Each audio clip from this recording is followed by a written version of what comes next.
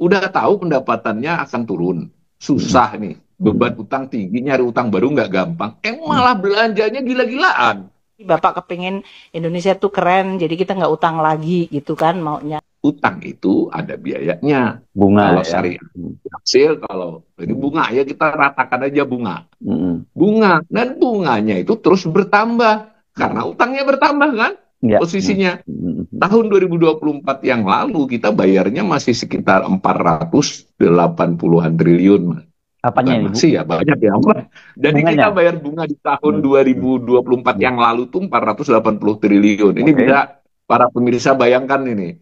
Anggaran bansos sajanya 170 triliun dari triliun. Ini bayar bunga. Ya kan? Nah, dana belanja pegawai itu kurang. Jadi belanja kurang dari itu. Nah, di tahun 2025 yang sedang berjalan ini diperkirakan bayarnya 552 triliun, Mas. 550 deh saya bulatkan. Jadi 550 triliun kita harus bayar bunga. Tadi nyicilnya berapa? Kurang lebih 800. Berarti kan 1.800 ditambah 552 berarti 1.350 triliun kita harus membayar pokok utang dengan bunga 1.350 triliun. Nah, kalau kita misalnya, nah ini juga sekaligus untuk menginformasikan, kan ada juga, kita jangan ngutang lagi. Ya kalau nggak ngutang lagi itu satu hal, Mas, tapi nggak bayar utang kan hal lain. Benar nggak? Iya. Tidak, menurut saya yang bisa mendorong ke jurang. Pemerintah ini Sri Mulyani mulai ngakui, tapi menurut saya nggak ngaku-ngakui banget juga, masih ngelas-ngeles lah. Ngelas-ngeles kan namanya bahwa ini karena begini, ini masih manageable, masih bisa dihandle. Lalu akibatnya apa? Udah tahu pendapatannya akan turun. Susah nih, beban utang tinggi, nyari utang baru nggak gampang. Malah belanjanya gila-gilaan. Malah duluan Sri Mulyani yang memberitahu bahwa utang itu 10.269. Neraca pemerintah per 31 Desember 2024, posisi kewajiban 10.269 triliun rupiah. Biar aja nih kita dituduh hoax sekalian nih Mas Hersu. Oh gitu supaya ya? Siapa tahu di masa depan ini nanti yang akan diributin lagi nih. Jadi yang sudah kita omongkan sekarang nanti terpaksa diakui juga. Nggak ditulis angkanya sekarang pasti dibilangin hoax lagi Anda ya, pasti ya. Jangan apa-apa. Jadi sebetulnya pertumbuhan ekonomi ketika ngutang banyak juga di kisaran 5 malah sekarang nurun. Rakyat ini mestinya sudah harus sadar bahwa pemerintahan siapapun, utang itu ada kaitannya dengan nasib kita, nasib sekolah kita, sekolah anak kita, layanan kesehatan kita. Anggaran bansos saja 170 triliun dari triliun. Ini bayar bunga. Pak, langkah-langkah lain apa yang dilakukan supaya kita tidak menuju gagal bayar tahun 2026? Oke, yang tidak bisa dirunding itu bunganya. Bu Menteri ini termasuk Menteri Keuangan yang paling lama. Selama kita di Dewan ini selalu ketemu Bu Menteri lagi, dan Bu Menteri lagi. Udah berapa periode ketemu Bu Menteri terus. Akhir Desember 2023, ternyata di dokumen laporan keuangan pemerintah disebutkan pemerintah selain dua ini punya utang lain. Apa itu? Misalnya utang bunga, Mas. Utang bunga tuh gini.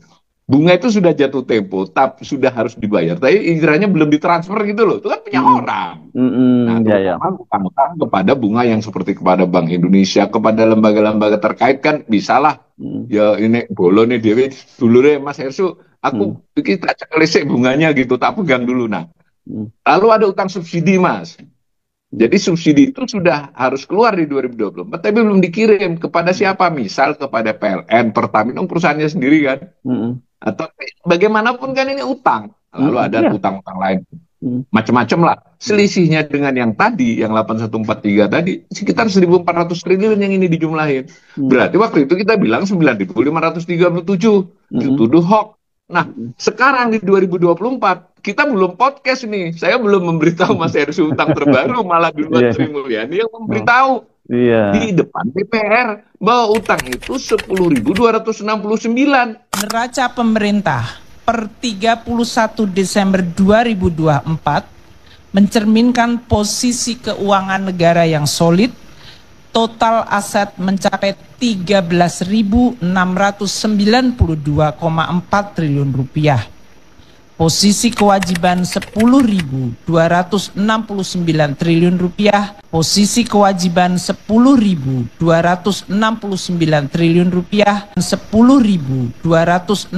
Sebenarnya utang pemerintah yang disebut utang pemerintah itu mestinya 13.825 triliun, Nah, Mas. ini kalau ditulis Kita tunggu ini, angkanya mudah-mudahan tahun depan ini diakui. nggak ditulis angkanya sekarang pasti dibilangin hoax lagi Anda ya, pasti ya. Dan apa-apa. Jadi sebetulnya kalau definisinya karena kenapa begitu? Karena kewajiban pensiun sebagian besar diambil oleh APBN. Mengapa? Karena APBN tidak menyerahkan kepada pihak lain ketika mereka masih aktif dibayari itu loh. Duitnya mereka. Ada beberapa negara memang tidak semua negara mendefinisikan utang karena dia sudah serahin kan bukan utangnya negara lagi.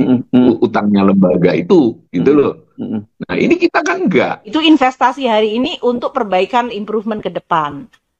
Idealnya memang maunya surplus terus. Tapi kalau kita mengharapkan APBN surplus, penerimaan negara entah dari pajak, bea cukai, PNBP perlu untuk terus ditingkatkan. Nah, kami tentu akan berusaha melalui reform penerimaan negara. Ini hari ini tadi saya sampaikan Pak Anggito sekarang sudah hadir Wakil Menteri Pak Anggito yang memang dedicated untuk melihat penerimaan negara Pak Habib. Tadi karena keinginan pajak, tentu kami juga terus menjaga keseimbangan Pak. Karena kalau kita pajak kemarin saja waktu PPN naik 11-12 kan menimbulkan riak cukup banyak. 537 setahun yang lalu, ini 10.269. Sebetulnya ada definisi ketiga, berarti ini 1, 2 ini mencakup 1, ya 3 ini mencakup 1, 2. Ini yang tidak diomongin, kewajiban program jangka panjang pensiun.